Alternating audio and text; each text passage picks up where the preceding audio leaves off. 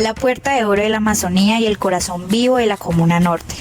Florencia, capital del departamento del Caquetá, es mucho más que un punto geográfico.